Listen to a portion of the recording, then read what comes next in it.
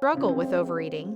You're not alone. Today, we're uncovering the secrets to mastering portion control, a game changer for your weight loss journey. Let's dive in. Start with smaller plates. It's a simple trick to make your meals look larger than they are, helping you eat less without feeling deprived. Next, become a label detective. Understanding food labels can significantly influence your portion sizes, ensuring you're not accidentally overeating.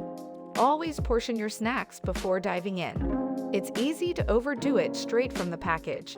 A quick measure can save you from those extra calories. Visualize to portion perfectly. Remember, a portion of protein looks like a deck of cards. Cards should fit in the palm of your hand, and fats? Aim for the size of 2 thumbs. Fill half your plate with vegetables. They're not only nutritious, but also great for making you feel full on fewer calories. Drink a glass of water before eating. It's an easy way to help you feel fuller, faster. Eat slowly and mindfully. Savor each bite and give your body time to signal when it's full. Mastering portion control is a powerful step towards sustainable weight loss. Start small, be consistent, and watch as your relationship with food transforms. For more tips on leading a healthier lifestyle, don't forget to subscribe. Here's to a healthier you.